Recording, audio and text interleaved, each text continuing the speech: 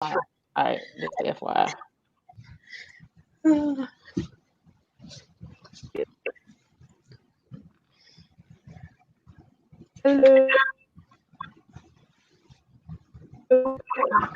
Let's see. Somebody just get on their phone. Let's see if I'm live. I can't see it yet. I'm about to get on. Um, I guess I need my phone, huh?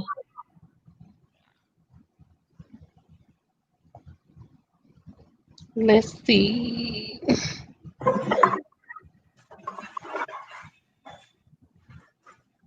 I don't see it yet.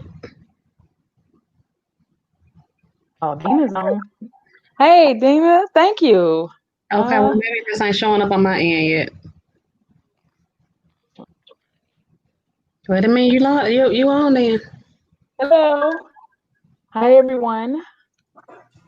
Thanks for joining us live tonight. Like and share. We'll be starting shortly.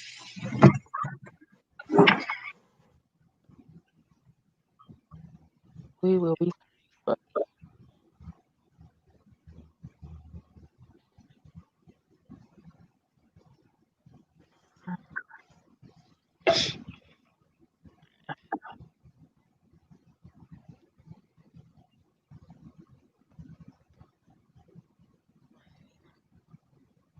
Oh, it is. It's showing on mine. Hello, everyone. Come in.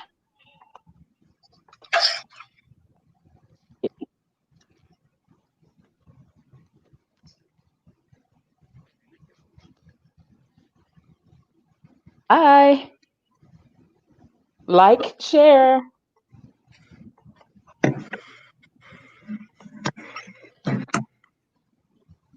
Good evening. Hello.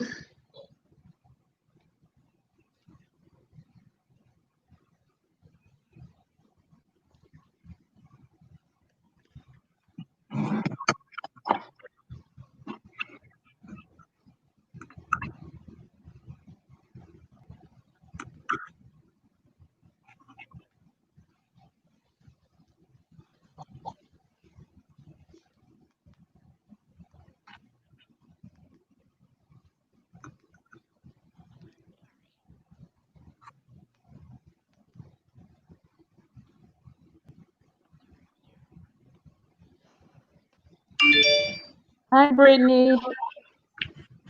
Uh, all right, it's 6 o'clock.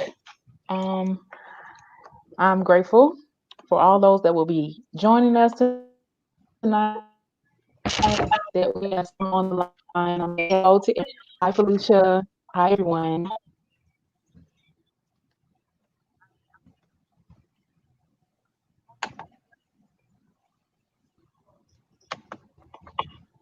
All right. Yes, I'm grateful for you all joining us tonight.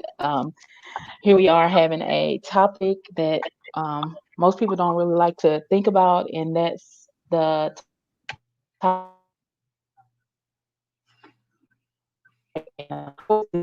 as we all know. And hey, Kendall, and we know that it's sudden to happen, whether it is by the grave or by the rapture.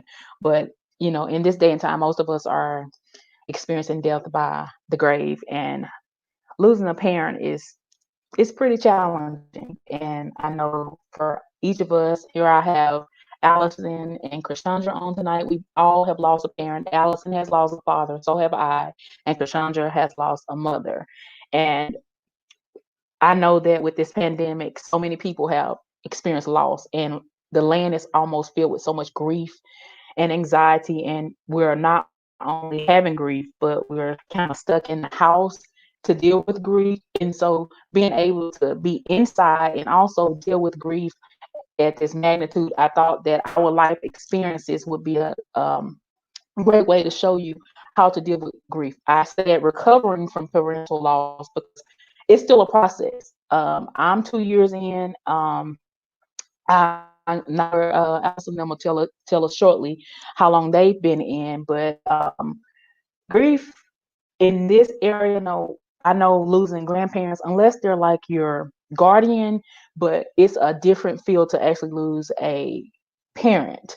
It's it's not a word to describe the anxiety and the pain that we feel when we lose a parent. So, and we know that even in the Bible, it talks about a season of dealing with grief. But what do you do when it happens?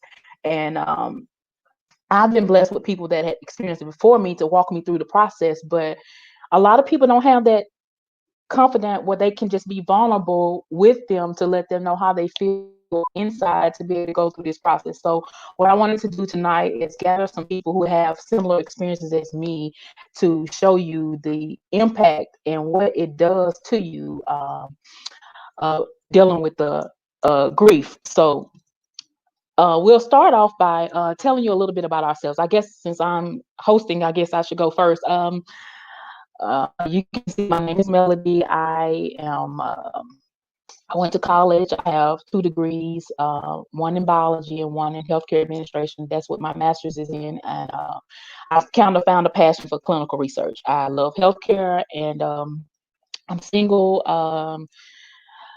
Just do a variety of things. That's just pretty much a nutshell of who I am. I like traveling. Just fun. I like to have a good time. Most people see my serious side, but I'm really comical. I like to have a good time. That's just kind of a little bit about me. I guess we'll start with Krishandra. Tell them a little bit about yourself, your education and background. I know that we're not psychologists, we're not professional counselors. We just have a personal experience with this, and we want to share and tell you a little bit about ourselves. All right, Krishandra, tell them a little bit about you. I forgot to mute myself. Hello, everyone. Thanks for joining. I'm Quashandria, Sean for short, just in case you get a little tongue tied. But I am 31. I lost my mother when I was 26. But I'm a literacy coach. I'm a wife, a mother, sister. I have a bakery. I love crafting, hence the baking. I love family time, so I'm always hosting. And that, as we discussed tonight, that's one of the ways that I have been able to cope with my grief. Being the oldest, my mother passed. Right when I was going into teaching, so she never saw me teaching. So there was a lot of things to deal with. My son being the person who was alerted everyone that she had passed or that she wouldn't wake up. So there's a lot of things that I've had to deal with personally to kind of get to where I can actually talk about it and to be able to help others. But I am I'm very determined about anything, so that has made it a little easier. I don't do the, I cry for a little minute, but then I'm gonna figure out how to make the situation better, and I'm that person to everyone around me. Okay, you can cry and whine for a little bit, but then what are we gonna do about it? So that's just kind of a little bit who I am. I'm considered bossy, but I just consider that like take charge. Somebody has to do it. So I have learned to own that. I think that's all of us. But yes, and I just love all things family. I love shopping. Yeah, that's about it. That's all I can think of right now. All right, Allison, the jack of all trades. Let's hear what you have Yes. to say about a little bit about yourself. Hi, I'm Allison Hill Merriweather. I am 34, I think. I'm married. I have 2 kids. I work for Shelby County Schools. I have a undergrad from Ole Miss in psychology and African American studies. I have a master's in curriculum and instruction, and I have different certificates and things like that. I've been a teacher for 13 years. I lost my father 4 years ago, and that's about it for me. I do a lot of other stuff too. Just a little chime in. Allison is my first cousin. She's the jack of all trades. That's like my sister cousin type thing. Krishandra is her friend, so we're kind of like that's my cousin too. So just to kind of get us started in the discussion, I don't want to prolong the time. I want to get here, but in order for you to understand the process of grief and how we went through the process, you have to know the dynamic of the relationship that we had with our parent that we lost. can I guess we'll start with Allison on that. Tell the dynamic, like what was your relationship like with your father? You know, you lost your father. Tell a bit about what was your relationship like? Tell, everyday dynamic, like what do you do, and tell a little bit about that. I guess you could say I was a daddy's girl, quote unquote, if that's even a term. Um, when my father was living, I talked to him every day about anything, business, personal, super personal, whatever. Whatever it was, I could ask him. He was gonna give me a brutally honest answer, whether I liked it or not. Um, I guess I confided in him a lot. I noticed now that I called him in difficult situations because it's kind of weird. On my way to the funeral home to view the body of him, I picked up the phone to call him. So I'm like, okay. A lot of days I still, 4 years later, still pick up the phone to call him in certain situations dealing with business or my house. And I'm like, okay, if he was here, I wouldn't even be dealing with this situation. But it's kind of hard. And I don't think that feeling ever goes away. Even so, my grandmother passed a couple of months ago. And when I left the hospital that night, I picked up the phone to call my father to tell him, and he passed before her. So that's kind of a thing that really never goes away. When you're used to talking to someone or confiding in someone about something, that feeling never goes away. So that kind of explains that. All right, Krishandra, what about you? I'll go last on this one. My mommy was my BFF. I always tell my husband that he's almost filled those shoes. But she was just we were both Scorpios. So of course, if you know a Scorpio, you know we have very strong personalities. But we understood each other, and she was just always my biggest cheerleader. I don't care like how simple it was to me. It was always like grand to her. Like I remember when I first started baking, and it was just everything to her. And I'm like, "Mom, this cake is ugly as and she on Facebook posting and sharing, and her baby this and baby that." So we talked every day. I still have not been able to delete her out of my favorites because I feel like that's like officially erasing her. So yeah, it was an everyday thing. All right, for me, as Allison said, I don't know if it's a quote, but I was definitely a daddy's girl. I was his only daughter. I was the youngest, and I was my dad's secretary. My dad was my GPS internal system. I mean, anybody that knows me knows that I love to travel. I'm driving somewhere all the time, and my dad and I had this thing where every time I would get on the road, he knew where I should be, what mile marker. That's pretty much the dynamic of our relationship. He's like, okay, if you pass this mile mark, you're driving too fast. If you haven't made it to this, you're. So we had a dynamic relationship where I could just even I know, like, we have parents. My mom is the fusser and my dad is the soother. So every time there was like a disagreement with my mother, he knew how to say the right words to make me feel better. And funny, because when he died, I was thinking, who's gonna help me now? Because he was that person. I mean, I could share my dreams, and he was the pusher because we had that type of dynamic.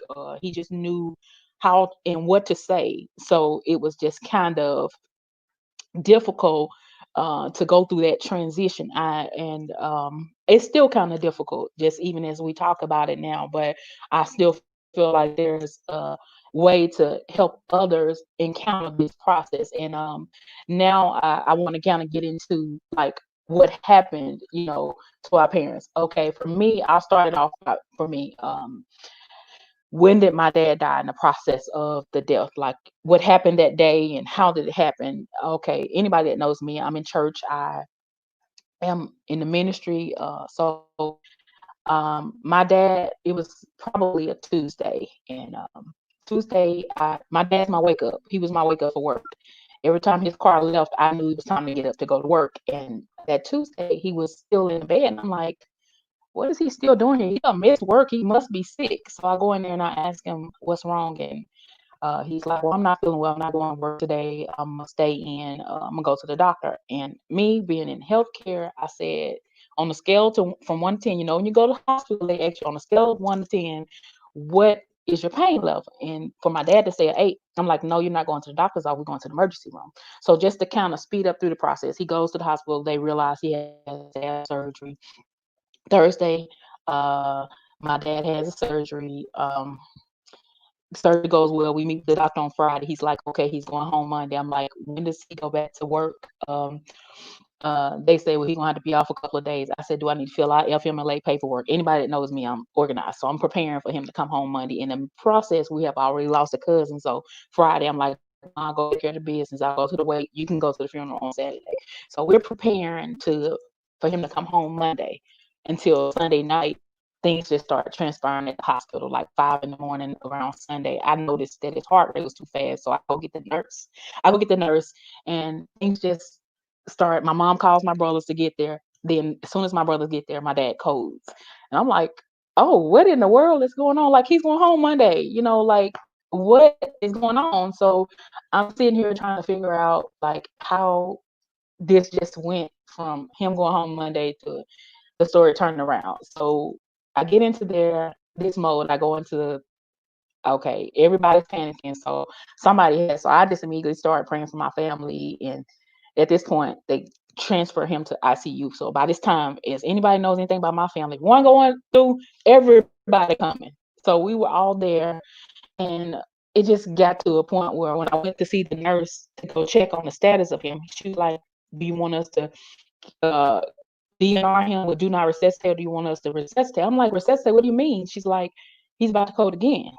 And I'm like, code again? I mean, how do we get here from going home? So at that point, I think by the third code of him, I decided, okay, this is Sunday. I'm supposed to speak at church this Sunday. I just can't sit here. I looked at him and he looked at me and muffled out of his mouth, take care of your mother. I said, oh Lord, like I knew what that meant. And so I went, took a shower, and I said, I got to get out of here. I got to go to church. I just know I cannot stay and watch this. So for me, I went to church. They prayed for me. I spoke. I laid down I went home, changed clothes, laid down in his bed for a second, laid down in my bed, and that's when the call started saying, come back to the hospital.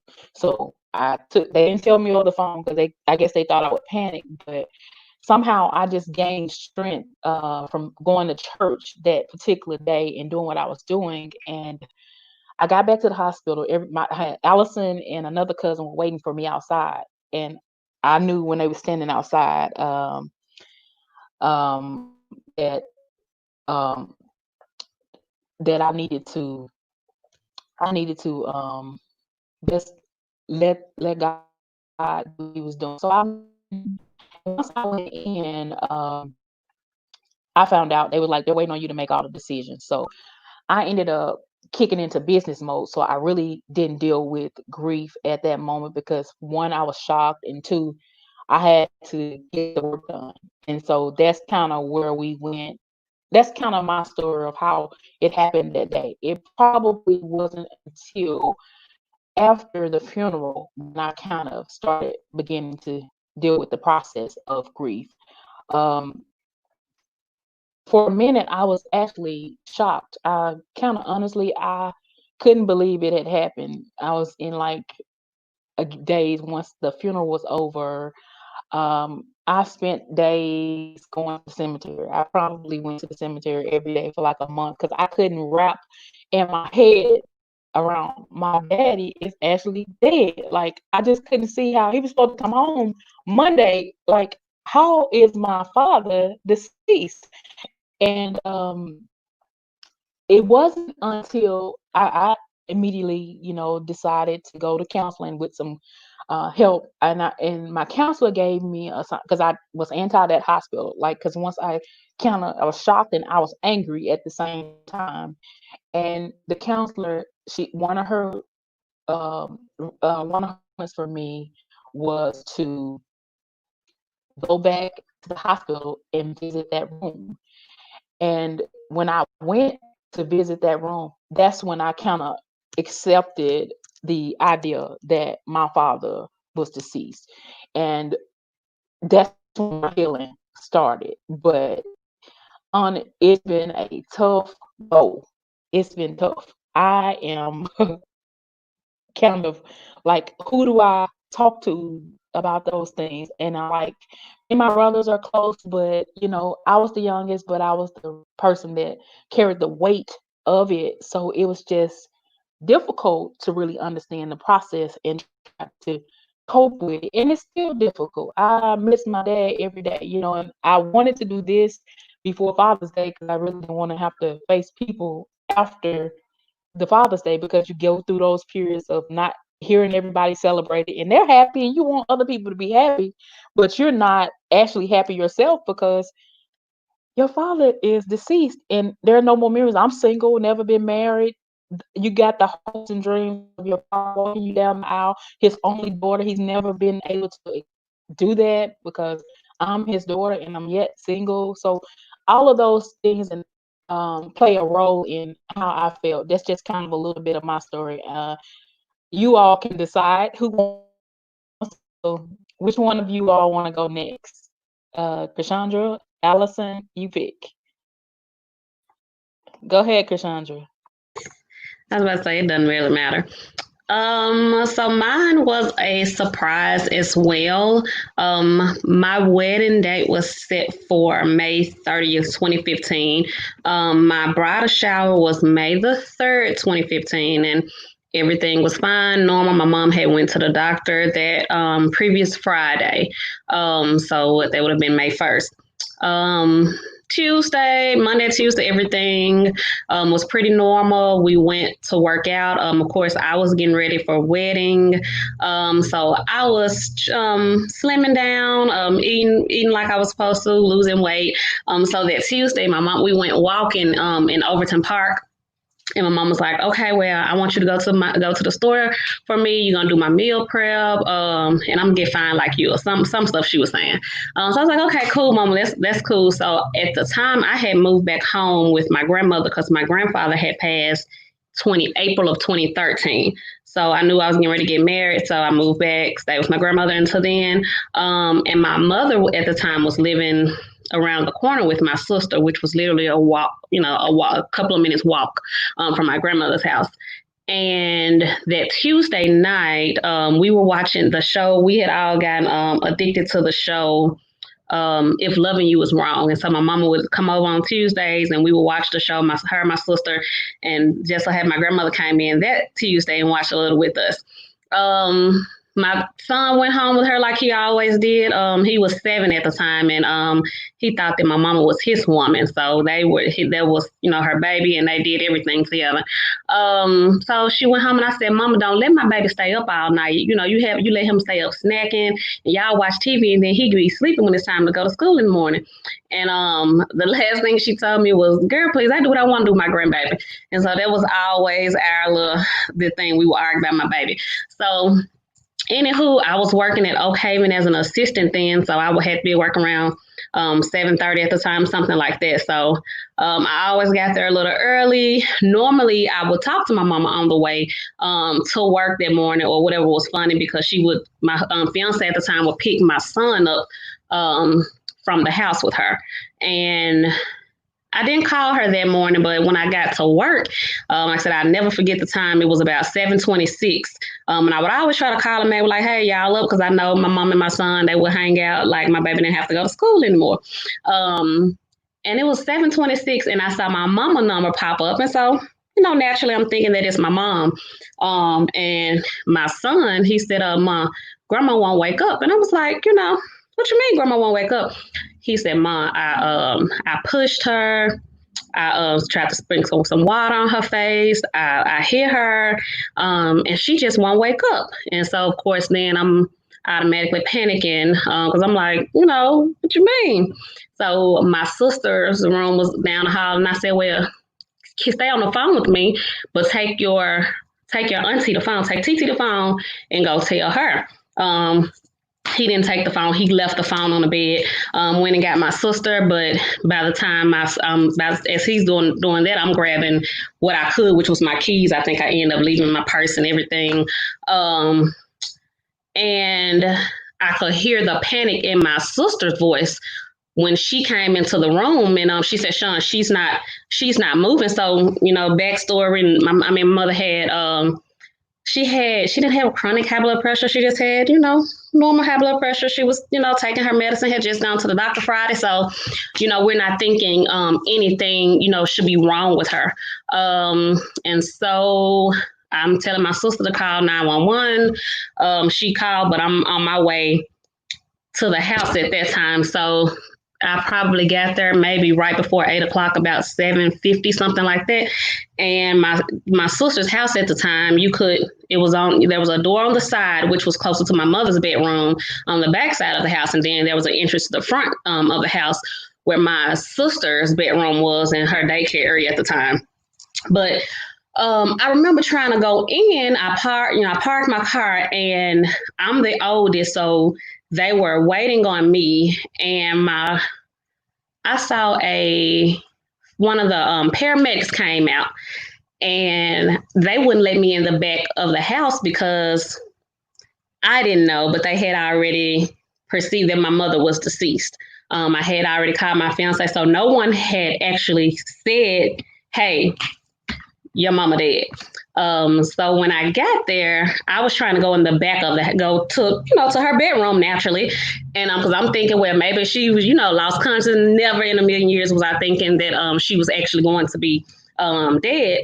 And my auntie's husband wouldn't let me in. And he said, "Nah, they said y'all can't come in. You got to go around the front." So I'm like, where's, I'm kind of getting irritated. I'm like, where's my mama? And to this day, I still, I can see this paramedic's face.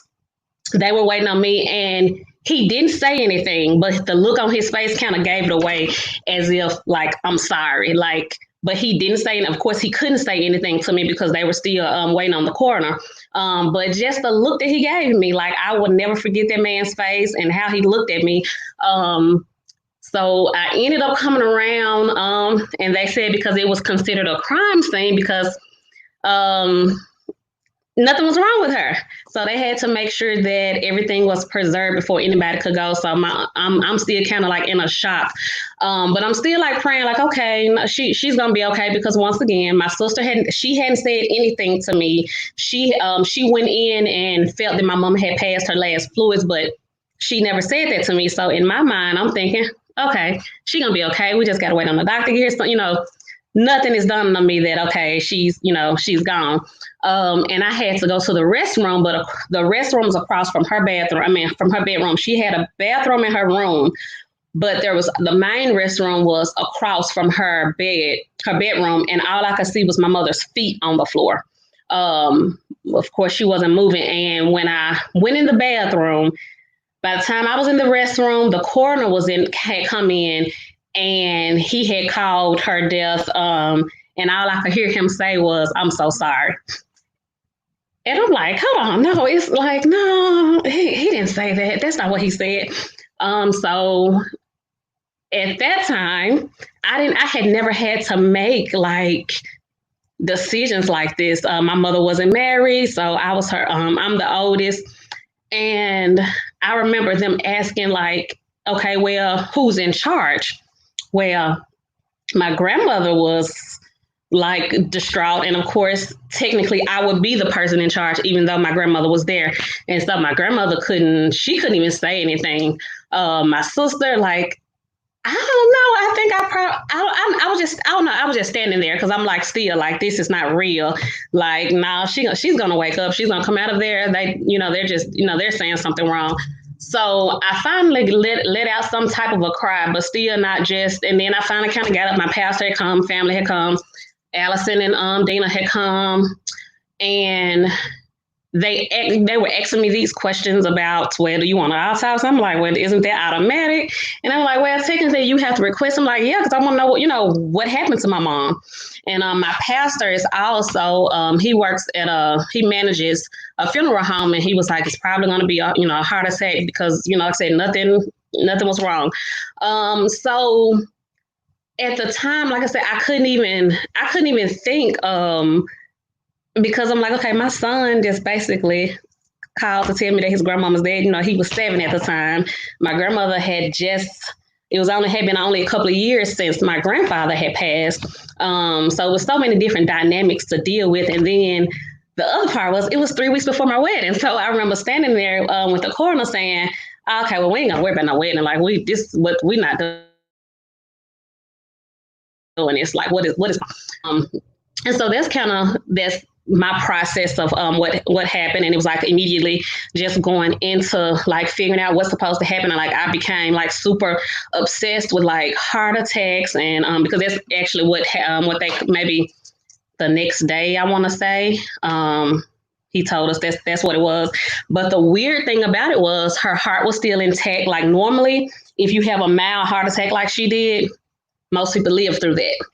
She didn't live through her, so I was mad at God. I'm like, okay, I done read about people having massive heart attacks, and they lived through that. My mama had a mild heart attack. Like her heart could have technically, like if you look at it, could have still been given to someone. Like that's how intact it still looked. So he said it didn't look like she suffered at all. All it was is like her heart. She took one breath and then she didn't take another breath. So that was the thing that was, critical for, I think, part of my grandmother's healing and probably some of ours that, like, was she trying to get to us? Was she trying to pick up the phone? But no. And the way she was laying is how she slept. So she just slept away. And that was anytime we talked about death, she always said that if she went, that's how she would want to go in her sleep. And then all of her paper, when they do the autopsy and they, you go through line by line, like I read it so many times, I could tell you where she had fed it, every little thing about her autopsy report. I probably can tell you because it was like it became an obsession. But the other part was, it was supposed to be nothing wrong with her, but she had like early stages of heart disease. And so, people that know my mom know she was very lively and vibrant. It's like, well, if something were to be wrong with her, she wouldn't want to live with it anyway. But it's easier said than done because in my mind, I had sacrificed like my auntie and my uncles for my mama because I'm like, okay, their children have multiple parents. They have both of their parents. My mama, she was all we had. So I'm like, okay, God, why you couldn't take them? Like, you had to take my mama and like, you couldn't wait until after my wedding. Like, who does that? So yeah, it was a whole lot, but that was, how it happened. The why is still up there with God. He chose her and needed her more than we needed her apparently. So Allison, your turn. Hold on just Oh, I can't hear you. Hold on just a second, Allison, before you go. I just read a comment. Somebody was saying that their mother just died this past Friday, and like 5 minutes later, they got a call about their son was in a homicide and that he was murdered. And so we don't want to miss this person. We want you to know that we're praying for you, and it's kind of amazing that she's talking about the death of her mother while you're talking. You just announced that. So if there's anything, Kashanda, you can say to her to kind of encourage her right now, so she can have that. Because when it first happens, it's all kind of pain and anxiety. I'm not familiar with the mother side. I do know that the father side is pretty intense, but that mother may be a little bit different. So say something to Rosada right now to kind of help her through her situation.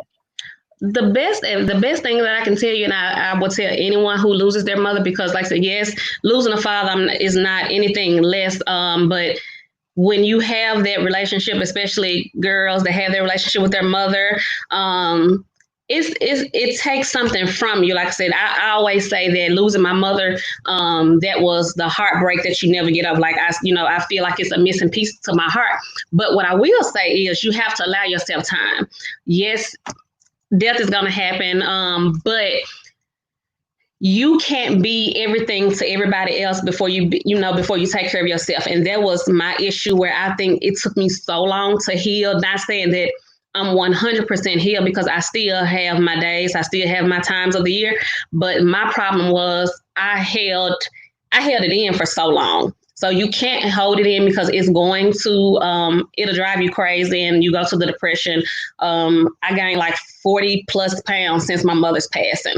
And my sister initially, she lost all the weight and I gained it. So it was just how we cope differently with the stress of it. But you have to figure out your coping mechanisms. And I'm sure we'll talk about that a little later. But like I said, my mother named my bakery. So a lot of people don't know that. So Sweet Aroma is one of the things that kind of gets me kind of like in a zone to where I can take a breath if I'm having a moment. But definitely if you journal, like journal and just, I mean, I had, I don't know if Dr. Turner, I know some of y'all know her, but she was the one that told me that God, you know, you can be mad at God. He can handle it. Like he's a big God. And no one had ever told me that. So I had conversations with God, like, hey, why did you do this? Like, you couldn't pick anybody else. So my thing is grieve how you grieve. Don't let nobody tell you how to grieve. Everybody does not grieve the same. And if you keep that in your forefront, you will have an easier healing process because oftentimes we try to let people tell us how long it takes, how you should grieve, how you shouldn't, what you should say and shouldn't.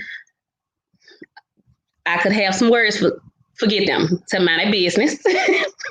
Let you do you. That's me saying it in a nice way. But you know, I've been around people where, you know, they'll say that it's been long enough. What, you still got your mama, right? Oh, okay then. So holler at me when you don't have your mama, and then we're gonna see if you have that same type of energy. So just don't allow anyone to tell you how you need to grieve for your mom and whomever else has passed. The grief that I had for my grandfather was different because he had dementia, he had Alzheimer's, so we were prepared for him to pass. When you have a passing that is not supposed to happen or you're not prepared for that sudden death, it's a different type of grief. And so that's kind of all I could say now, but just no, do it your way. However you feel that you need to get through it, that's how you do it. Thank you so much, Sean. I think that was beneficial, and I agree that the process is, ooh, it's got its own process, and we just have to go with the process and be okay with the way it happens. So, now, Allison, you go. It's your turn to go, Allison. Okay, I lost my father at 1:13 a.m. on March 24th, 2016. He was killed by a drunk driver in the middle of the night. I didn't find out until that morning at 8:26. Someone called my mother, who was in the hospital at the time, and she called my husband, and he said, "It's been an accident. Your dad is dead." And I was like, "No, I just talked to him last night. No, he's not." And we sit there and went back and forth for a while. I just started screaming to the top of my lungs, and then I just stopped. And I picked up my keys and I picked up my bag. And he was like, "Where you going?" I said, "I got stuff to do." He was like, "Where you going?" I said, "I'm going to wherever he's at." He was like, "Well, let me drive you." So for those of you who don't know, during when my dad died, my mom was in the hospital or in and out the hospital for like 3 months. And she had to go to treatments every day. And because of her insurance, she had to go to the hospital. They couldn't come there. So that morning, uh, my husband would not let me leave. So he drove me to the hospital to pick up my mama. We brought her back to the house. And he drove me to Senatobia to the funeral home. And my aunts were so upset with me because they were like, "Why didn't y'all call us? Why didn't y'all call us?" And I was like, someone literally called me 7 hours later. Everybody found out before I did because when the sheriff went to inform at the house, my dad stayed by himself. So there was no one there. So he was, the sheriff just happened to be a cousin of a friend of my dad's. So he told them and asked them did they know how to get in touch with the family. So they ended up calling my aunts. And my aunts got to the funeral home. They stayed there. They were like, "Where are the girls? Where are the girls? Where are the girls?" So they finally called my mama and told my mama. And she told me and my sister. And it just kind of spiraled from there. It's like after I stopped hollering, I wasn't crying, I was just screaming. And I just stopped and I started picking up all my stuff and I picked up my notebook and I made a to-do list of everything that I had to do, everything that I had to take care of, who I needed to call. I called my youngest sister and told her, and my aunts had called her before I did, and she was just screaming. So I hung up the phone and I went straight to the funeral home. And when I got there, everybody was sitting around and they were looking like, okay, what to do next. And if anybody knows me, they know I'm not a hugger. And I came in and people were getting up and approaching me. I said, no, don't touch me. I asked to speak to the person in charge. Immediately started making arrangements. I waited for my two sisters to get there, and I was I wasn't crying. Everybody was just looking like, what's she gonna do? Is she gonna start fussing at people? What's she gonna do? And my little sister said, can I have a hug? And I hugged her, and I felt like, I don't know if it was like a frog in my throat, like a ball that I couldn't release, and I just let her go. And I just started from there, like, couldn't stop. Okay, I need to do this, I need to do that. My daddy had cattle, a restaurant. It was like so much stuff that had to be done. I didn't have time to grieve. So um, I just started from there, and I can't tell you when I stopped. I can't tell you when I went to sleep. I lost 13 pounds the first 3 weeks after his death because I wasn't eating, but I was drinking. So I would literally drink my dinner. So I wasn't gaining any weight, I was losing. So that kind of tells you a little bit.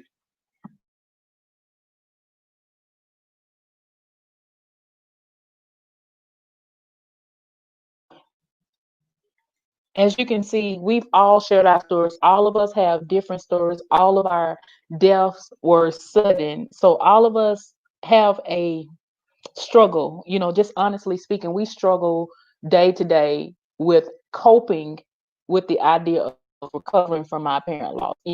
Me speaking to people that have lost their parents years ago, they still have that void. It's that place in your heart that you can't describe, especially when you have like a strong bond. Our families, I know, speaking for me and Allison, we are a very close knit family, and um, we do things together. We have dinner together and all that. And my dad was the maestro, whatever you want to call it, on the grill. So, from him being like the uncle that everybody to, even the process of everybody was grieving losing my father. But, I was kind of like, they don't understand that it's my daddy. I understand everybody loves Uncle June, as they call him, but that was my father, and the dynamic. It's just been a rough go, and you think that, okay, I think I'm fine, and then all of a sudden I'm driving somewhere, and my dad's not calling to see, where are you? Did you stop? I had places that he knew I should stop to get gas, because he taught me never get below a half a tank, never stop always in a well lit area, because you're a young lady, and make sure. So those times when I go to those places or travel, it hits me. Oh, I can't call him, or if I'm lost or don't know a name of a street.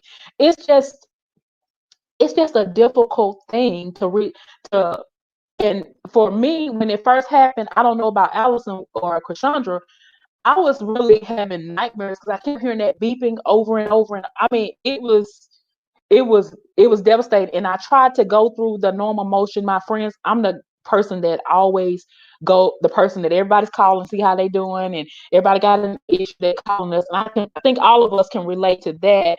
And I was giving, but I had nothing to give because I was so heavy, and there's no words to put in to describe the heart pain that you feel when you lose a parent. And it's no words. I've had a lot of deaths. I've had close people die to me, but the words are not describable. There's no word in the dictionary that can describe the agony and the pain that you feel when you lose a parent. I know one thing, a lot of times people would say stuff to me and it would just irritate. I know when my dad first died, everybody was like, are you accepting? How are you dealing with coping with your new norm? I hated that word. New norm?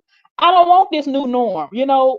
I can't stand that word. It took me a minute to adjust. It really was my new norm, but I just hated that terminology because it would irritate me. certain things, and I know, like, honestly, when people die, everybody has a scripture. I know we love God. I know we have a perfect, we strive daily to be like him. We have relationships with him.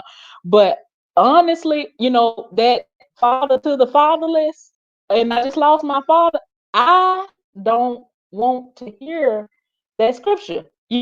I had a physical person. Yes, I know God is the father to the father. Let's just be real. We know that, and we have the relationship with him. But God does speak back to me when I have dialogue, and he leads and guides me. But having that male figure in my life and being able to talk to him and have have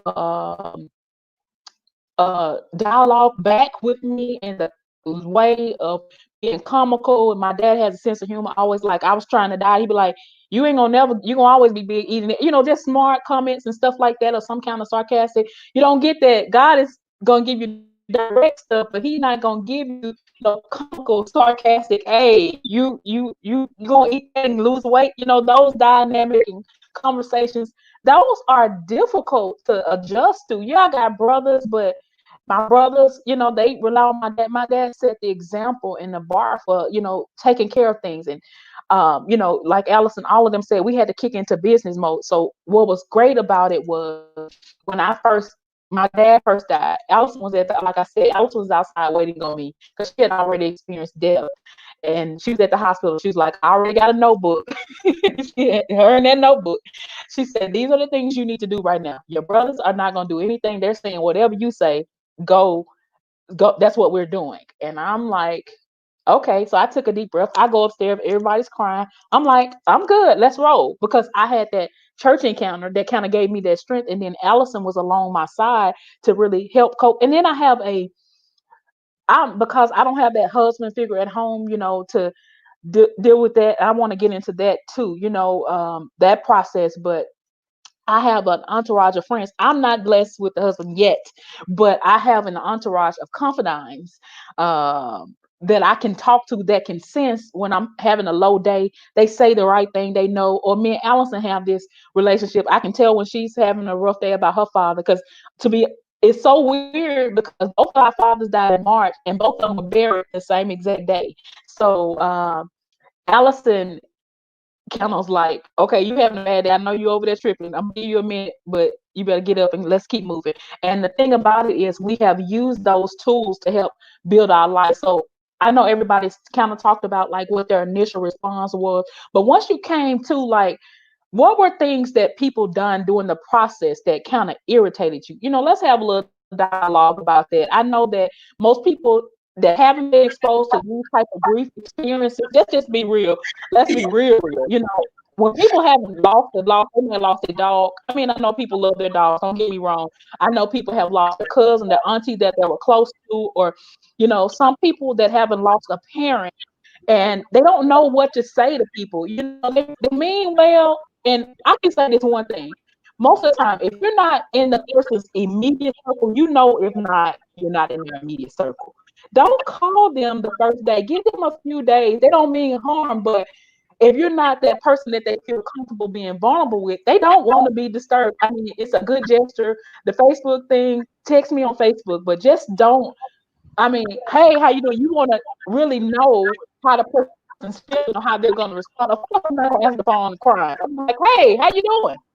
Matter of fact, when I got to the hospital, before I got in the car, before my family had officially told me, even though I knew that my father was dead, one of my cousins, an outside cousin, called me like, hey, what's up? She was trying to see how I knew, but I acted like I didn't know, even though I did, because I'm like, why are you calling me? You don't even talk to me like that. And you're trying to vibe my feel. That irritated me. You know what I mean? And like Roberta just said, she's in a better place. Her better place was with me. You know what I mean? Let's just be real. Like, what things irritated you when you started the grief process? Tell some people, help some people out today.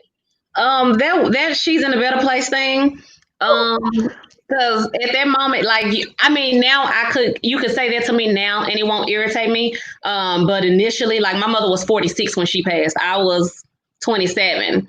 So you telling a 27 like she's all I had ever known.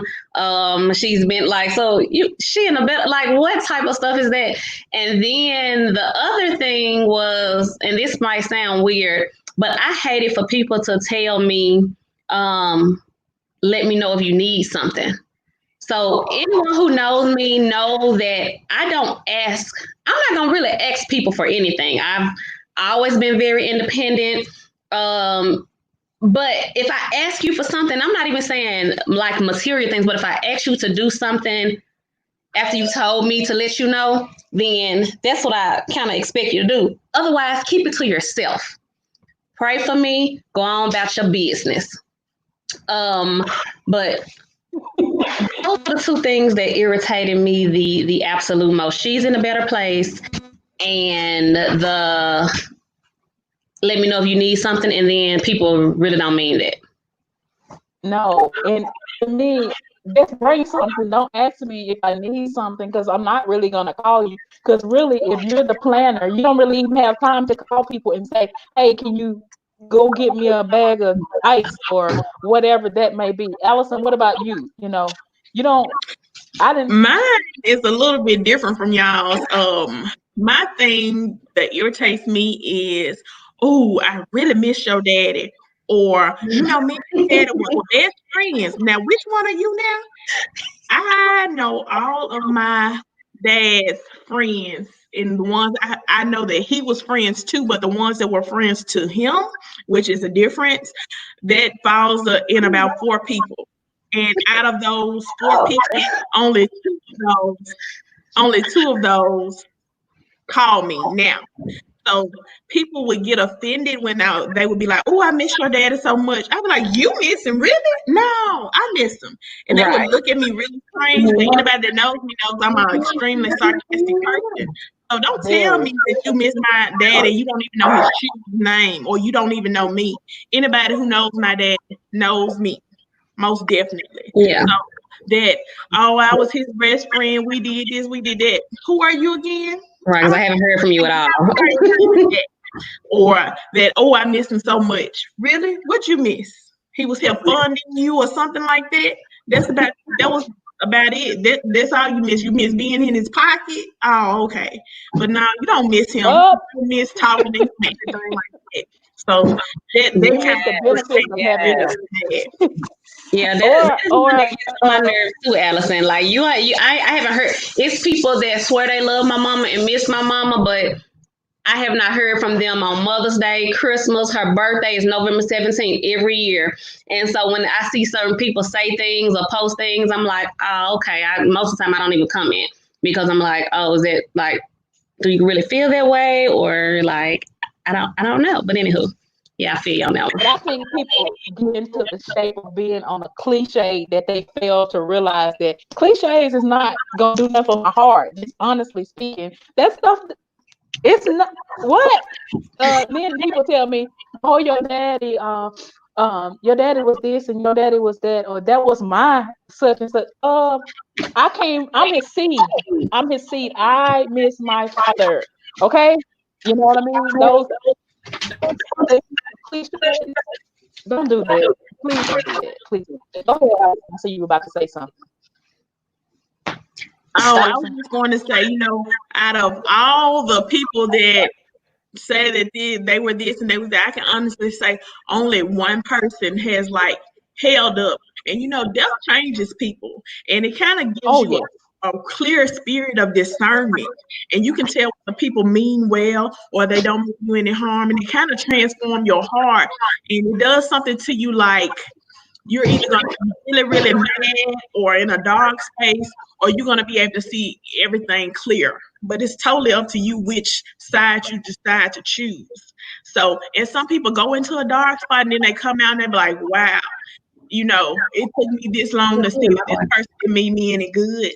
And, it's a shame that death does that to you. Yeah, and then the thing about it is it reveals to you all truths of like everything around you, and people tell you you act different. They say that quite often. Oh, you've changed.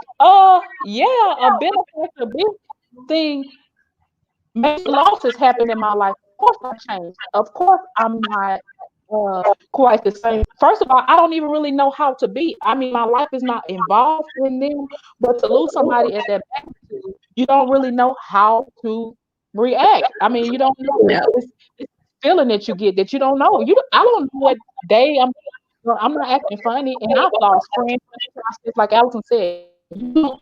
That feeling comes over you. It's an overwhelming feeling, and you don't have words to it. It's a big change. It's like you said, Mama Maurice. It's a big change. We don't know how to get up and be excited. And one little thing could shift me to make me think about Yes. my father. Yes. Maybe a minute, and it may be an hour. It may be something, and then I might get a phone call, and they're like, "You dry?" Well, I'm not dry because I don't want to talk to you because I'm happy you called me, but I miss my daddy right now. And if I tell you that, you like, well, it's been 2 years. Why you still crying, or why you hurt over your dad? That was my daddy. You know what I mean? And I think that's a part that people don't really I realize. If someone has not had that type of a close loss, then they don't understand that, because like you said, 1 minute you're okay, and then you could have a thought, you could look at a picture. I mean, my son could ask me a question, or I could be experiencing something, and it's something I want to talk to my mom about, because we talked about everything. So when people don't understand that, yes, it's 5 years later, but it's certain things that happen, or certain things that are said, or I have these new experiences in life, and she's not here to celebrate me. So just because I've gone through the process, so you see, then that does not mean that everything is going to be back to normal, because like, even though we know we have a new normal per se that we don't want to really accept initially, there is a new reality that we have to deal with, and that reality comes and goes. Like, sometimes I'm still in a state of shock of like, my mama really not here. Like, she's really not here. Like, I'm really a motherless child. Like, and so just kind of like, when you have people that, and I will say this is when you know that someone is your true friend or not. I have let go of so-called friends because of how they treated me and used my feelings against me, because they haven't had that type of loss. Or I may be in a state of about my mom, and they may say something about their mama being in the hospital. Shut the hell up. Like, that is so inconsiderate to me. And I know she might have some church members on here. I'm sorry, but that is like that's a pet peeve that's in, like, it has nothing to do with the initial shock. Like, I cannot stand that. If you are my friend and I'm expressing to you how I feel, especially me, because Allison knows I'm not going to talk to everybody about my feelings when it comes to my mama. So I cannot stand that if I'm having a conversation and then I'm saying how I feel about my deceased mama, and you want to talk about your mama or your daddy being in the hospital. Can you keep that to yourself at this time? Because you should be happy that you still have a mother. That's kind of how I feel. Somebody said, do you all think it changes you as a person when you lose a parent? Yes. My tolerance is like, I don't tolerate a lot of things. And Allison said it. I've always had a strong spirit of discernment, but it got so much stronger when my mama passed, because I paid more attention to everything. Like, I watched out for people's motives. I watched how people, how you talked and treated to me initially to how you speak to me now. You pay attention to a lot more, and you don't have a lot of tolerance for things. So if I have 5 friends, I'm okay with those 5 friends. I lost some friends that I needed to lose because they did not belong in this aspect of my life, and God knew that. But like I said, it came out in times of me being at a low state. If you're gonna judge me at my low state that you have never experienced, you are not anyone's friend. If anybody is doing that to any of you all, that is not your friend, because a friend is, whether they can truly understand it or not, they're going to be there. And yes, is that Cerise? I don't know if I said your name wrong, but yes, you become really grown. When you lose a parent, whether it's a mother or a father, even though I was the oldest and I did a lot for my mama, like, in hindsight, I thank God now that I was able to do so much for her, because she wasn't the mother that had all the money. She was a custodial helper, and then she resigned to take care of my grandfather when he was sick. But my mother gave so much of her time and her love. Like we always had cooked meals. Like she unconditional time, like I would take over any amount of money because she did so, like she made my life so convenient. And that's why they laugh at me and I say I refuse to have another child because Tyler was my mama baby, and I was not a person that went out, and I wasn't a clubber. But if I wanted to go to sleep because I had just got off, I went to work. After I went to work from 10 at night to 6 in the morning to go to class at 8 a.m. and then I want to go take a nap before it's time for me to get my baby, my mother made sure that happened. I didn't drive myself out of town. My mother drove me out of town because I get sleepy. So those are things that, it was never about the money. It was just always how convenient she made life for me. And it was nothing that she didn't do for any of us. And she didn't even have the money, but when she would have money, like she would give you anyone around her, she'll give you the shirt off her back. She might talk crazy, she gonna fuss at you, but she'll cook you something to eat, she gonna make sure everybody have. And I remember I used to get mad at her and I'm like, Mom, why do you always give people stuff? You'll be helping people, they don't be thinking about you. Like I used to get mad about her so-called friends. And she was like, girl, I'm not worried about that. And my mother was always blessed. And I say my grandparents spoiled her. And that's why she, as an adult, she had no type of concern about bills or whatever. It's like, oh, it'll get paid, oh, whatever. But I'm just glad that I was able to buy my mother a car. I was able to take her shopping. I was able to pass her a credit card or, money or whatever, because I wouldn't have her when I felt like I was very comfortable in life. Like now I feel like financially I'm very comfortable, but God made a way for me able to do those things. And I don't regret it because I don't have her at this time. So the time that I did have, I appreciate it. But you got to be very, intentional about who you allow around you going through this process, because it does change you. And if people scar you during this grieving time, it's a little different. You hold. I'm not gonna say you hold grudges, but you like I write people off in a minute. Like I love family and those people that I love. I'm very protective of them.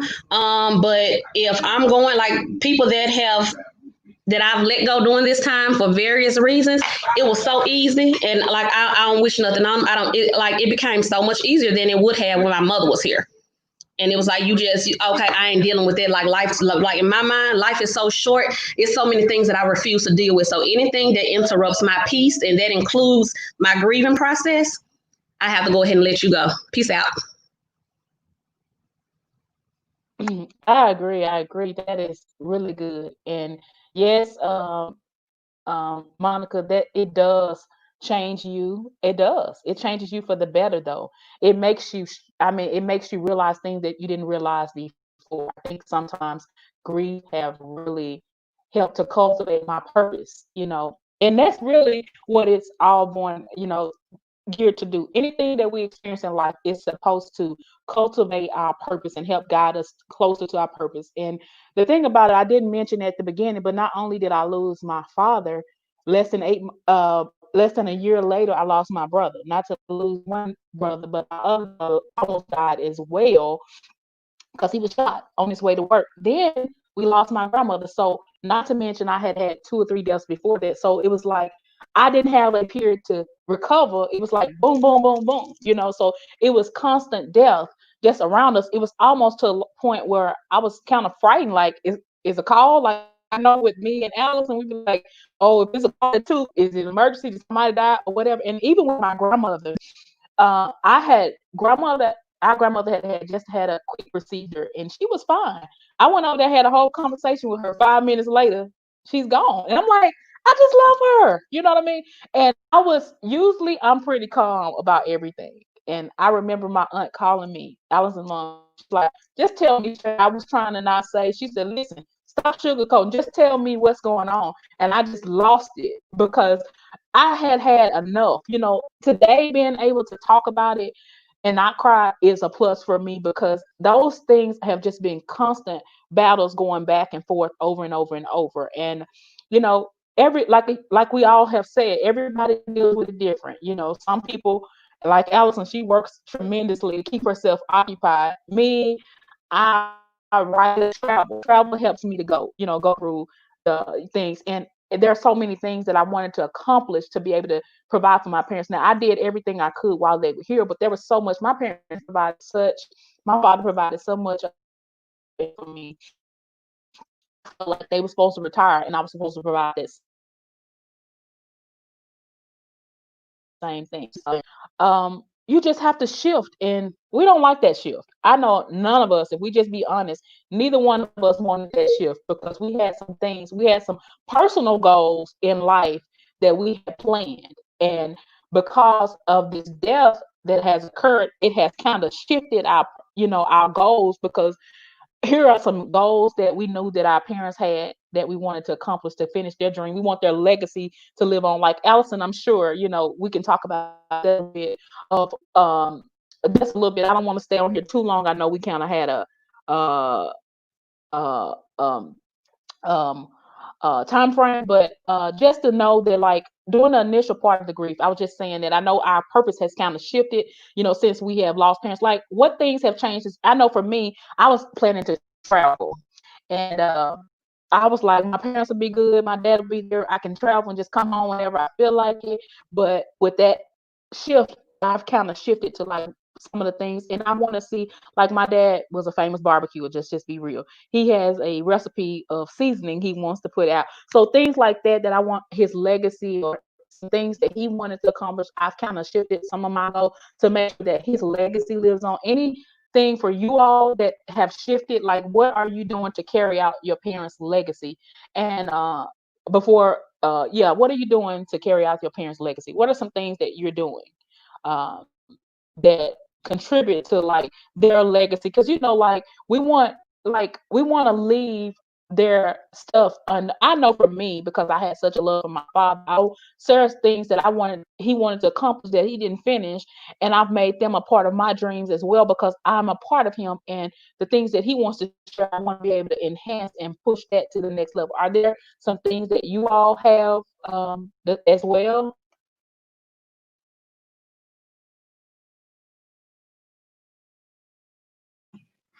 Well, I'll go first. I know Krishandra has some stuff, but I mean, like I said, me and my dad would have talks about anything, and we would have tough talks, as I call them, and I hate to have those. And he'd be like, "Okay, when I'm gone, you can sell A, B, and C, but I want you to keep this and this."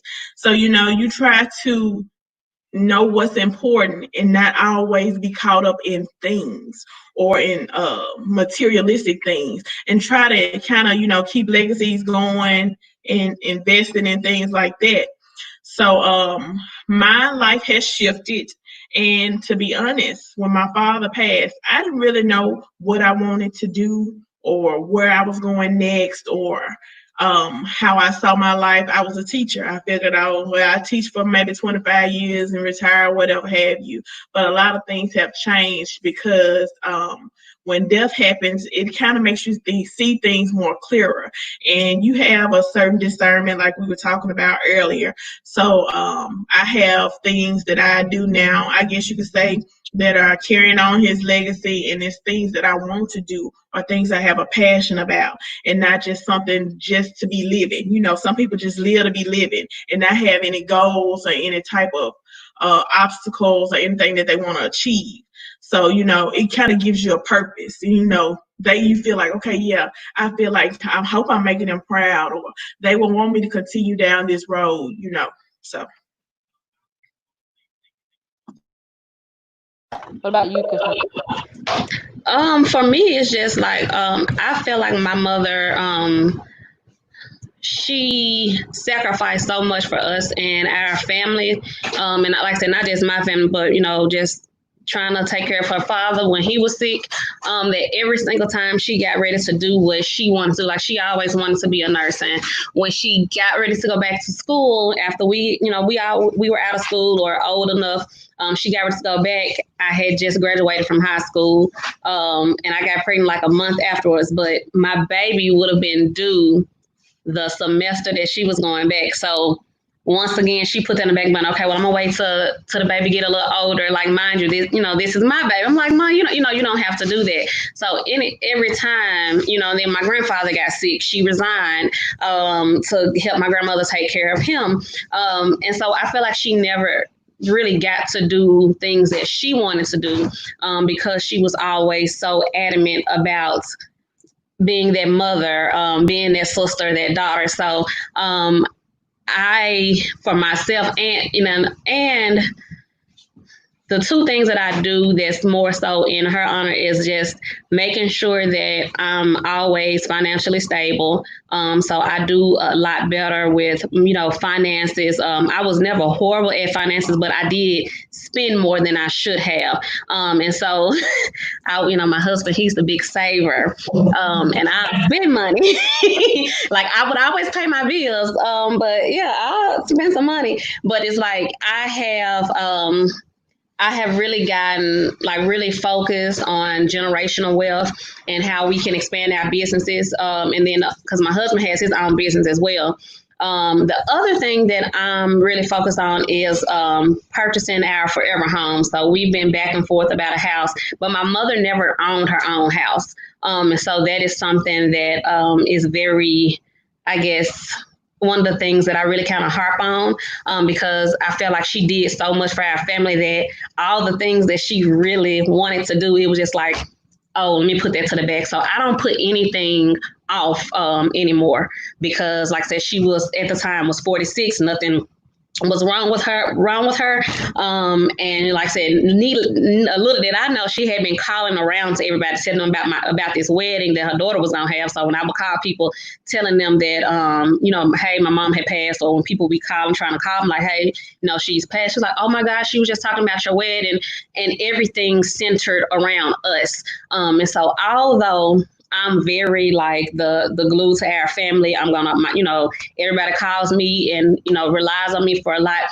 I still don't allow that to overshadow things that I want to do because I do feel like my mother passed without like becoming all that she could be because she was so focused on everybody else. So those are my things that I do.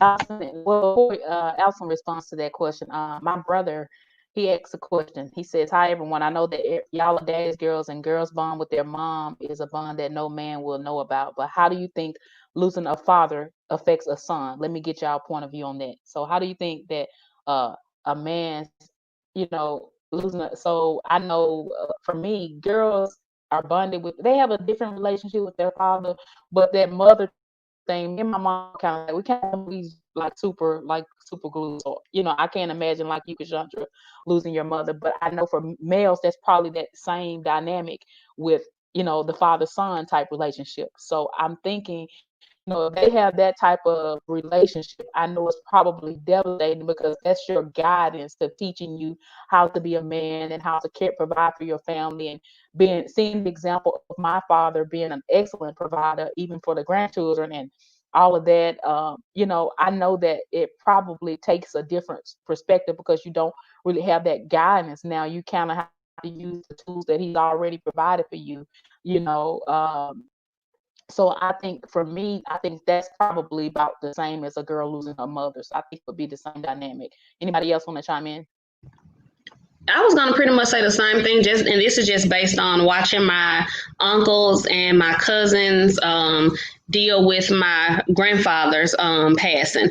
That's pretty. You lose that guide, and so I also think it makes men less emotional to some things because it's like that's. Especially if it's the first major heartache, you feel like you're not supposed to cry. Or it's like, okay, what am I supposed to do now that he's gone? I can't look at him. So either it's going to make them detach from everything or everything is going to be a big deal. So it kind of depends on your personality. And so I know one of my uncles, it has made him worse off losing my grandfather because that's kind of who kept him in line per se. And then my other uncle, I feel like it has made him more emotional. Like he really lost someone that he relied on and talked to. So it kind of just depends on your dynamic, the relationship that you all had. So it's the same thing. Like if a girl is close to her mother or not, it makes a difference. So that's kind of my answer for that. Allison, any comment? I think with males, um, my father-in-law died probably about a year and 3 months after my father died, and I called him dad too. So looking at how my husband's relationship was with him, it kind of I agree with the detached thing. It kind of makes you detached from all nonsense. Like if it don't make sense, I'm not dealing with it. I'm not going to waste my tears or my time. And it kind of makes you put things in perspective as far as males are concerned. Males usually don't do a lot of crying. They keep a lot of stuff bottled up. So that's either going to harden their heart to different situations, or and men need to talk to somebody about the things that they're going to, because a lot of them feel like, okay, my dad had just died, now it's my time to step up, I got to be the man in the family, I got to take care of things, people are looking at me to do what my daddy did. And by him leaving such a strong example, sometimes those are huge shoes to fill, whether it be financially or what, especially if he was the type of person who took care of everybody. And now you got people looking at you with your hand out. Okay, well, my daddy did this, or my daddy did that. Speaking from my father-in-law, my husband's perspective, just saying. But it is a huge loss, especially it's like your first giant, your first hero. So it's like, no matter how big of how small in stature a person is, the boy always sees their dad as a giant. So for someone to have that kind of a statue in your family or above you, that is a huge loss, that nobody could fill those shoes, regardless of what people look at you to do. I agree. I know we're getting past our time, and I know that these two have families that I've deprived them of for at least an hour and maybe 16 minutes. Um, I know y'all are have a lot going on, but before we go, both of these people, I'm kind of in the works of branding myself. But both of these, first, I want to see if anybody has any other questions. I know we've had questions during the process. If there's any questions while we're, go ahead, Krishandra. I don't have a question, but this is something that we haven't addressed, and I just want to like address it in like 15 seconds. Sure. Some of you may have. I developed a really bad anxiety when my mother passed, and I'm not right after, but maybe a couple of months after. I got married, I moved, and so I was able to kind of close up and bottle my feelings up for about 2 or 3 months after she passed. But after that, every little thing made me think about death. I was afraid to go to sleep because she died in her sleep, so I was afraid to go to sleep for several months at nighttime. And then the other thing that if I've just gotten a little bit better now, but if anyone that I'm close to, my siblings, my family, my husband, if they don't answer their phone, I go crazy. Like I've had to call Allison, I've had to text Dina and my other friends. And so my family now understands that like you have to answer for me, but you also have to be like, Black people, we think that we're not supposed to go to counseling. We think Jesus kind of heals everything, but he also told us not to be no fools. So my son and I, we went to counseling, and we went through Baptist Hospital, which is free through Good Grief. But it really helped me when I actually went, because it's one thing to talk to people that have those same attachments that you do, but it's something different to talk to someone who's not going to look at you crazy for crying, who you're going to be able to say everything to. So if you have been thinking about counseling, you might want to go ahead and do it. If you feel like you at this dark spot, because that probably saved my life, like because I was in a very dark spot, because I am the person who is able to fix everything and everybody. So like nobody was there to fix me. But yes, if you have any type of anxiety, please talk to somebody. It does. Whatever it is that you cope with. Yeah. Yes, Okay, and I by just wanted to far, make sure. yeah, I talked about it a little bit, but I'm glad for you bringing that. And speaking of that, Chantel is a counselor. Chantel Richardson Jacob, if you see her on here, she is a counselor. And I'm sure she would be glad to have someone that's going through grief right now. Just kind of want to throw that out there. Chantel is a counselor, a licensed counselor. But she is right. I did have anxiety too. And I would have panic. It hurts. And because you are the strong person, which all of us are guilty of that, and everybody relies on us. And they do teach you, it's almost like a fright thing. Because I had someone to tell me, "You going to counseling? I thought you're supposed to be saved." Yeah, but my daddy's gone. I need that help, that counseling to make me go back to that room because I was having panic attacks too. And she made me go on an assignment to go to the hospital room. I said, well, I can't do that because I was anti this hospital. I never wanted to see it again. I hated the hospital. I hated everything as it related to it. And I wasn't going there no more. And she said, I need you to go. I'm not going to tell you when. I need to go to this hospital. And when you go there, well, what if somebody's in the room? She said, just call the room number. Just ask to be transferred. And if you get transferred and somebody's in there, just pick another day. And that particular day, I decided to go. One of my friends had volunteered to go with me, but when she didn't show up, but I think that was divine that she didn't show up because it gave me that moment because I got out the car. I was kind of freaking out getting out the car, but I forced myself to do it. And when I got in that room and sat in that room to think about the moments, I took pictures. I sat there. It's like I accepted that because I couldn't get to the point to where I accepted because there are stages of grief. I know what people may not know, just to kind of tell you: denial, anger, depression, bargaining, and acceptance. And you kind of go through those stages probably the rest of your life. You just kind of go through the different steps of it in different seasons of those particular seasons. Sometimes you may be in both of them at the same time. That's the way kind of my counselor explained it. So that helped me to accept the fact that my father was gone. And it was hard. It's still kind of hard sometimes, but that counseling, I mean, I recommend people, if you need to sit there, first of all, you don't know the person, they don't know you.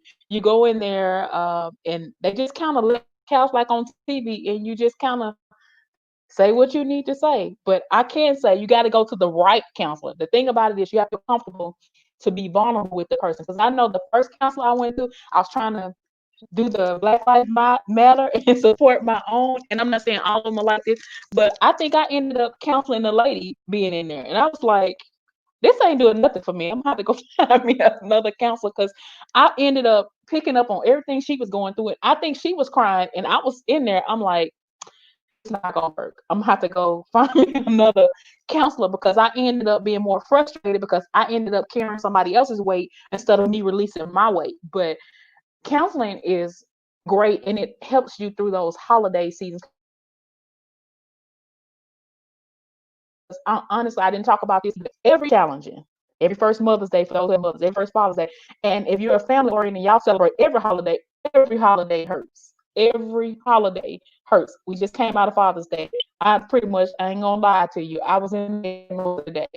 I got up and I wasn't open, but I just didn't feel like doing nothing. So I didn't do nothing. And I didn't really want to do a lot of phone calls or whatever, but I did what was necessary for me. And I'm okay with that. Some people can do different things, but I chose to do that yesterday. But every first, and even coming up to it, just to be honest, coming up to those days, you start feeling your heart starts to feel it. You can start feeling the changes. I can feel my heart starting to beat a little bit faster because it's coming up to my dad's birthday. It was coming up to the first of this. It was coming to my first birthday, with it. So it does help, Anything you want to say on that, Al? Yeah, I want to say this too. And if you have an anxiety and you're leaving it bottled up and you're not talking to nobody about it, go to the doctor. Because when you are stressing, it starts to affect your body. If you are gaining weight and you can't figure out why, or you're losing weight, you can't figure out why, it's grief. And it will cause your body to shut down. If you have to be put on some kind of medication, it's okay. It doesn't mean you're crazy or anything like that. Some of us need some other kind of help. when you're dealing with grief. But don't bottle that stuff in your body because it will affect your body. You'll start to be like, why I got a cold? Why I do stress affects your immune system. It attacks all of that. And let me say something else. Melanie talked about holidays and stuff. When you're going through grief, you have to do what's best for you. If that means you want to stay in the bed one day and you don't want to go celebrate Father's Day because everybody is with their father in your family and you're the only one that's fatherless, you do what's best for you. And you don't let anybody else tell you, well, you need to come and enjoy the family and this and this and that. They had lost their father, they had lost their mother, they don't know what you're going through. Don't let anybody tell you how you're supposed to feel about a situation. Because if you don't want to go over somebody's house or you don't feel comfortable celebrating this holiday because it was a very traditional or something that you did with your mother or your father and they're not there, that hurts. And they don't understand. They all in your face. Well, why you looking like this? Well, why you not doing this? Are you coming? Why you like that? Ain't got nothing to do with them. It's between you and the person you lost and how you feel. Don't let anybody make you feel bad for feeling bad.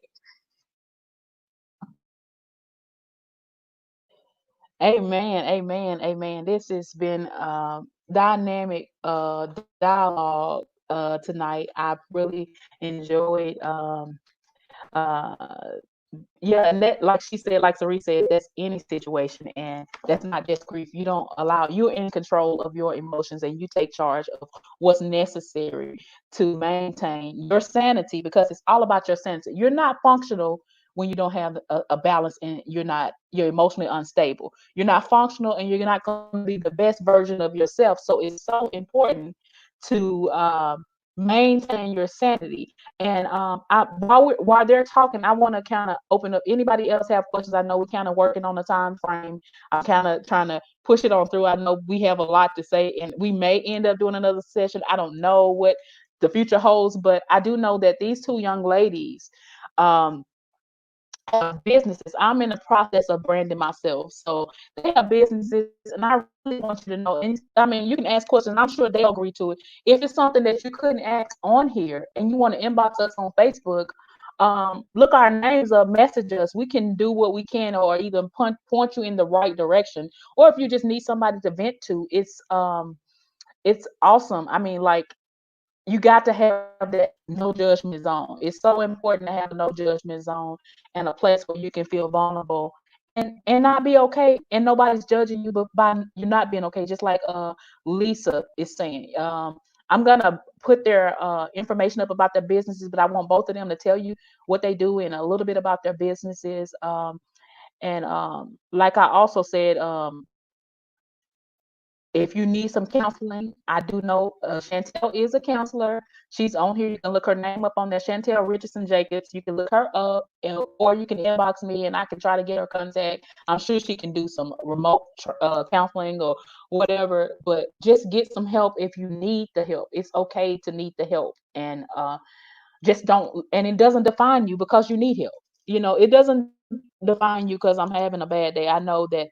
Um, I knew that I needed help, and I had a group of people that helped me, my inner circle. But let's do let's help each other. We're here. We need we know there's a variety with corona. It's a lot of deaths. It's a lot of grief. And honestly, even speaking during this coronavirus season, it has brought back grief like I've been back at the funeral, because so many people are dying, so many people are losing their parents.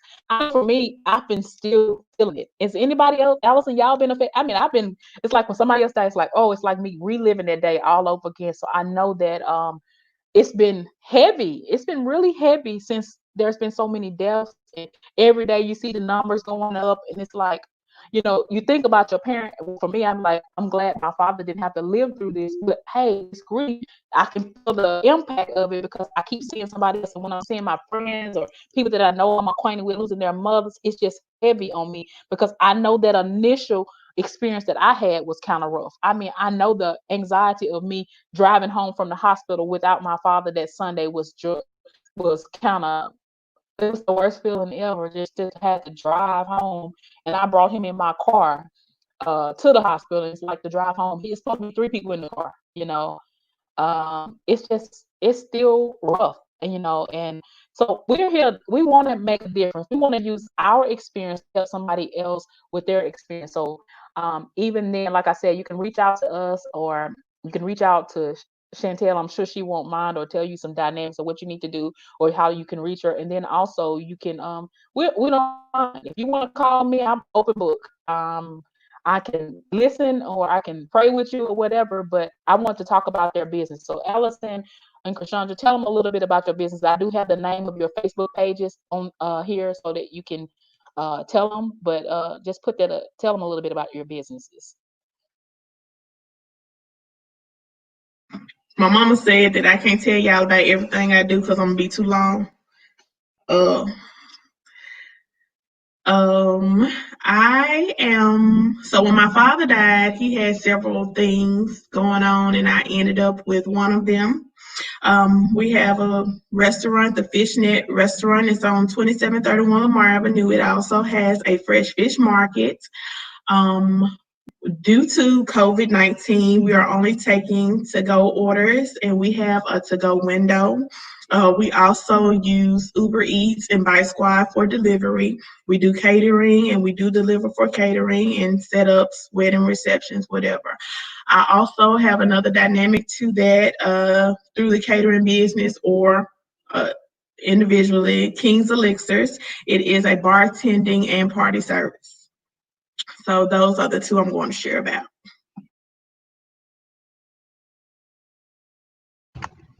She is our business consultant in our friend circle, so we call her for everything. So anytime I'm getting ready to do something about my business, I run it through Allison first. So that's gonna be her next job. She's gonna be a business consultant, and so I'm telling y'all that if you I need agree. something, I agree.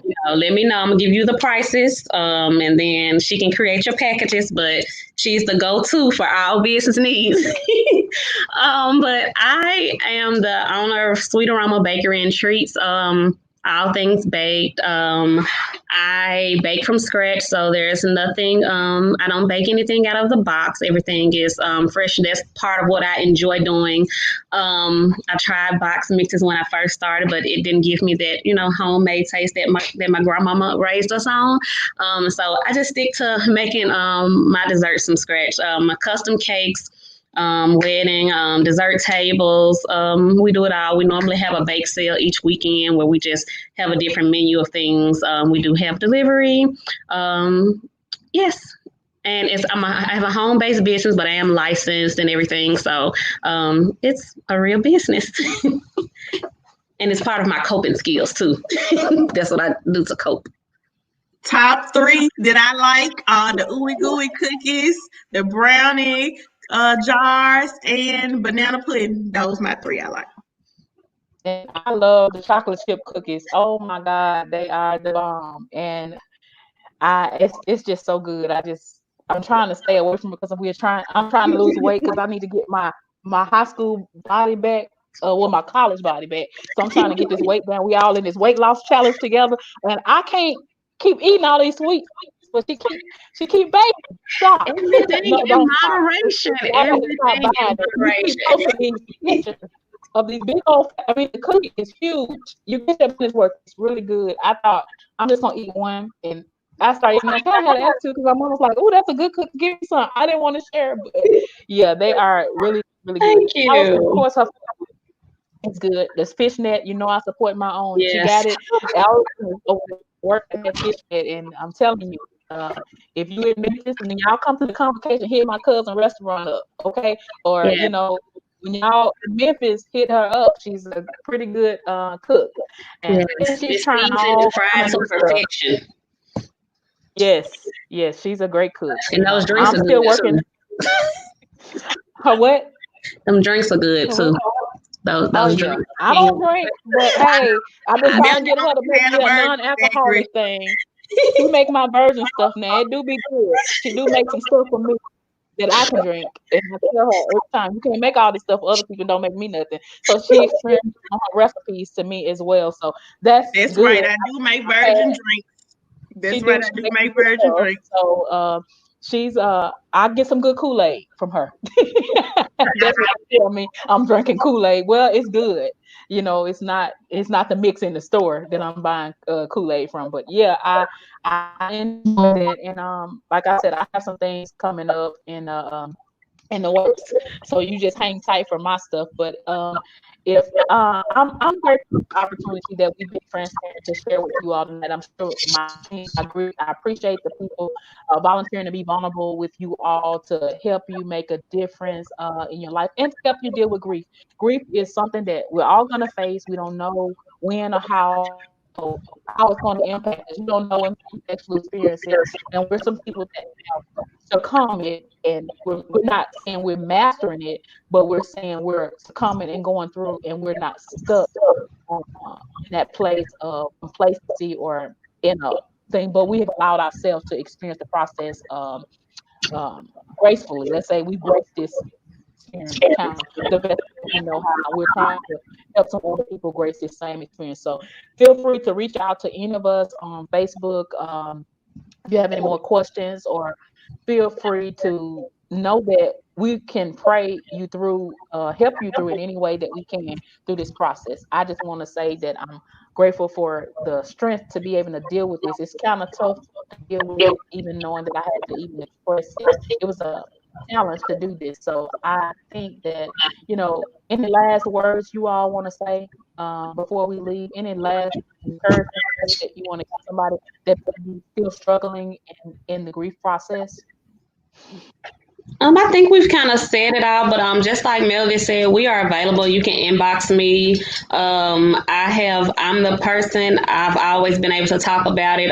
Yes, I might get a little teary eyed. My siblings, on the other hand, they literally refuse to talk about my mother most times, but that's how they deal with it. So that, like I said, there's no judgment.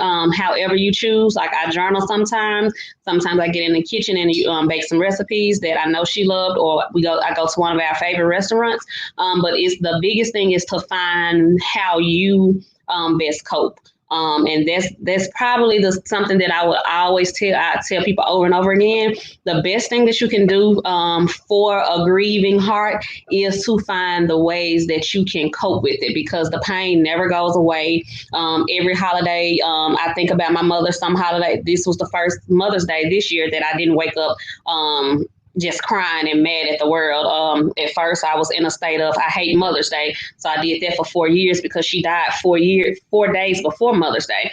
So it was a lot of things that I had to get over, and a lot of those things didn't happen until last year. So it's like once I start removing certain people away from around me, and not allowing things to, if it kind of disturbed me and my peace, once I kind of let all of that go, that's when I really found my healing. And so you just kind of have to figure out, healing does happen. I pray, I journal, I be honest about it. You have to be honest about your feelings. We're all very strong people. Allison, we talk a whole lot and we comfort each other. But it's something that we are not accustomed to because we've always been the strong person. So it's hard to be the person that, is crying and is sad. And you just have to understand that that is a part of the process. And until you're able to do that, you're never going to be able to kind of start your healing journey. And I feel like that's what took me so long to heal or to start my healing process. I kept trying to figure out how everybody else needed to act and what they needed to do and how to help them feel better. But I wasn't trying to figure out how to feel better myself. So that's the one thing that I would just tell you over and over again. So please see about yourself.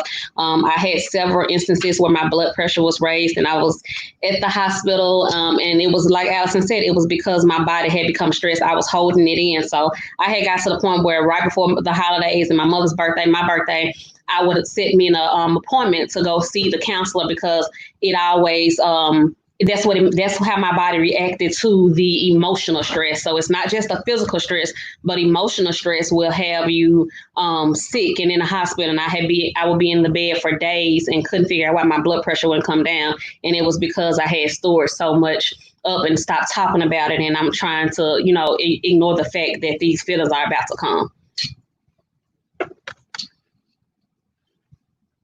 Any last words, Allison? No, I really don't have any last words other than, as you go through this is a personal experience. Everybody's is different. You have to figure out what works for you. And just because someone gives you advice and it's what they did, it doesn't mean it's going to work for you. You have to find out what works for you. And it may be something you never knew. You may be taking on a new hobby or watching a show or something, but you have to do something to alleviate that grief. It's never going to go away. You just learn how to deal with it or how to ease it. I agree. And my lasting things is just know that you may not tell us, or we may not know your story, or everybody has a story to tell. And, losing the parent has changed each one of us in positive ways. It started off just being honestly, we had some negative experiences, but God has made it for a positive experience. And I just want to leave that with you. And anybody that really needs, click into the ministry, because I am in the ministry, and I want people to know that reach out. I have no problem with praying you through. I mean, prayer is good as well, but you do need practical. Let's just tell the truth. You do need prayer and you do need practical. So prayer is inevitable. We leave tonight. I just pray that God will strengthen your hearts, and that God will give you the peace to go through whatever it is, whether it's a grief or whether it's another type of loss. I mean, some people say that other losses are like that as well. I don't know. I haven't had those type of experiences. I can only speak from my experience, but just know we're praying for you, and that we're here to help. And like I said, if you can't reach out to me, reach out to Chantel or somebody in counsel, or go find you a counselor somewhere, and know that God is a reason and a purpose, and don't allow it to consume you, that you don't find your purpose in the grief. Let grief have its purpose in your life, and use the purpose to fulfill the destiny that God has created for you. That's the key. You want to fulfill destiny, because along our way, we know what the picture looks like of destiny, but we don't know the process. And some things happen along the process to push us to destiny, and we just have to go along the course. And we've learned that our losses are part of our process for destiny. We don't get to pick how destiny goes. So let's use this tool as a tool to build on and to go forward in life. Let this be the breaking of something new in your life, because you've hurt. Don't let the hurt consume you. Let the life and the legacy consume you, and just move forward in God. And I love each of one of you. Thank you for watching. And I don't know if we'll do it again, or we may have another session, or I don't know. I'm gonna go as God leads me. But I just thank you all for tuning in tonight. Y'all have a great night. I've enjoyed you all. Good night. Thanks everyone for tuning